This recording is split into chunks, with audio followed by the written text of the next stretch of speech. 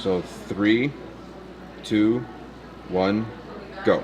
Hi, I'm Matthew Cordonero, fight name Mateo El Problemo. I fight out of Perez Fighting Systems in Berlin, New Mexico, originally from California, Vallejo, California. Traveled with my wife from there here to New Mexico, found a nice place. I decided to plant roots with my wife. Now I'm riding with Perez Fighting Systems. I am a Muay Thai technician. I have a record of 2-1 in Muay Thai. MMA right now, my record is 2-4. I'm looking forward to putting on a great performance tomorrow here at Lion Fights. Everything is going well. I've started fighting in 2012. That's when I first started fighting, had my first smoker match, or an exhibition kickboxing match. Ever since then, kind of just immersed myself into the world of mixed martial arts and just love it. I can't get any more of it, Training, the idea of it, the camaraderie I get with my gym, everything about it is something that I'm really proud to be a part of. So tell us a little bit about how long you've been fighting for, how you started fighting, and maybe what your current record is. Okay. I started fighting in 2012. I watched the movie Ong Bak. It's a Muay Thai film from Thailand, and that movie really got me inspired to train striking. Went to a Muay Thai gym, caught a leg kick for the first time, and I realized that was something I needed to learn. So that's the real beginning of that story, and I started training with Dino Paktagon. And he was originally the United States Muay Thai Federation champion at the time. And he was trained by Jogansan Woodman from El Nino camp. He goes by the Woodman. He's the king of elbows. So that was his coach. So it's an original Fairtex lineage of Muay Thai. And that's kind of where I started off, and that's really my base of martial arts. And where did you train at in California? Over in I trained out of Panther Muay Thai, and then that transitioned into Tech 9 Strike Crew. And what motivated you to come out here to New Mexico? Just a nice lifestyle change coming to New Mexico. California was getting a little oversaturated, and the type of lifestyle, and I like to live with my wife, definitely made the change a lot easier.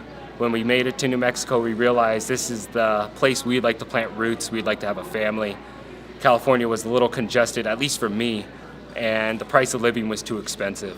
While living here in New Mexico, the people are good, the quality of food's good, the air, the water, and then there's always great fights and great fighters. I mean, the team I picked up with now, with Perez Fighting Systems, I have gained all my MMA wins from, and the opportunities they have given me have been countless. And what's your current record?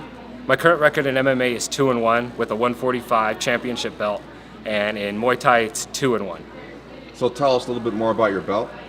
I fought last year, about this time last year, for 145 for the School of Hard Knocks promotion in Hobbs, New Mexico. And that was a 145 title fight for a championship belt, which won all 3 rounds. I managed to get on top in the final round of that and work elbows and knees to the body to my opponent, which the judges thought was more than enough to score me the victory in that bout. So tell us 3 core principles or philosophies that you must have if you want to fight professionally. I think the first one, definitely be coachable.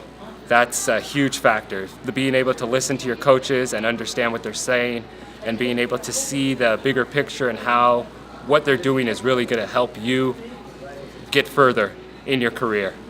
Also, understanding your limits. That is a huge factor as well. Some people try to push the limits of their body without resting, and that can end up taking longer to heal and come back and even be stronger for the next fight. And then just being conscious of yourself as a person and who you are and how your words affect the people around you and how your actions affect the people around you. And those, I think, are probably the main 3 things for me that make it admirable or make it what you need to be a professional in my mind, because I'm still amateur and I'm working my way up to getting there. Okay. Now that you've had 4 official fight camps, how did you change your first fight camp to this fight camp? Dieting, a lot of dieting. I've changed clean eating. I've cut out sugar, no more sodas, very minimal meat, no dairy. Take a lot of psyllium, daily supplements to keep your internal organs flowing properly because you don't want any backup. And that's usually a huge problem I used to have in the past with my weight cutting. I would have a lot of internal blockage, but now that I've gotten through that, it makes it a lot easier to deal with, to cut weight, and just I feel better overall.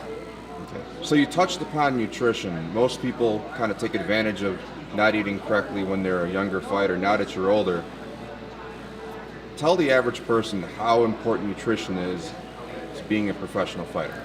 Nutrition is very important. It is probably, I'd say, 70% of what you do in the gym. Like if you're putting high quality performance fuel into a car, you're going to expect the car to perform well. That's the same thing with the human body. You have to put high quality performance ready nutrients, ingredients, food, real food into your body to expect it to perform at a high level.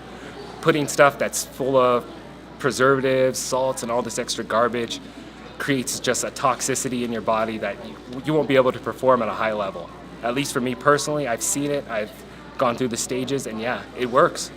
Okay. So as far as hydration, you came from Northern California, which is a more humid climate, coming out here at base elevation of 5,500. Tell us the importance of elevation training and how that's helped you. Elevation training is key. Oh man, for the first 6 months, I was just on the treadmill when I got here, just so I could acclimate my lungs to the elevation level. Because I would run a good 7 miles per hour in California. Then I came out here, got to 3 miles, and I would be dying. So that was definitely key. Elevation training, that helped so much. And being able to expand your lungs, control your lungs, breathe through your diaphragm, all those aspects of training do help in the long run. Do some lung training, do some breathing training. Those things do work. They will help. So the people that want to make the Mecca and pilgrimage to New Mexico, because that seems to be the place from every fighter I've spoken with, what advice do you have for them? Make sure you have money coming in from another state. Like if you work outside of the state of New Mexico, that's perfect. If you work in a remote job in New York, California, Washington, Texas, and then you move to New Mexico, that's perfect. I think you need out-of-state money to make sure you can live comfortably here. And then also make sure you like green chili, carne adobada, chicharrones, and everyone loves that stuff out here. The food quality I think is better than California as well, so it makes it a lot easier to make that transition to eat healthy too.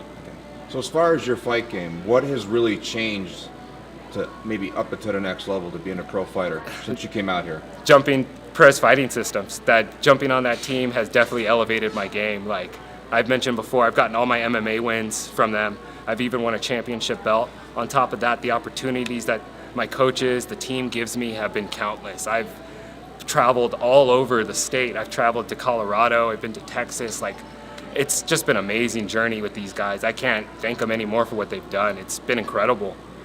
Okay. And last but not least, tell us about your fighting philosophy and maybe how it's changed over the years as you've matured as a fighter and as a person. Okay. Think about it for a second. If someone asks you for your philosophy in one sentence or less, whether that's, the art of war or something like that or something more neutral. I guess find something. The one coach has always told me, he said, if you could find yourself a job that you could stay in shape, you could make money off of, and you could be creative artistically with, you found the dream job. Being a martial artist, I think, fulfills that. Okay. And what was your previous career before this? I was a chef. You were a chef. You want to talk about that a little bit? Being a chef beforehand was okay. It was a lot more, I realized when I was in the ring, it was straight up with the person across the ring from me. They wanted to fight me. When I was at work in these restaurants, I couldn't tell if my coworkers were trying to set me up for failure or just idiots. So that whole aspect of dealing with people you can't really trust in that sense definitely kind of pulled me away out of that industry. And with the fighting,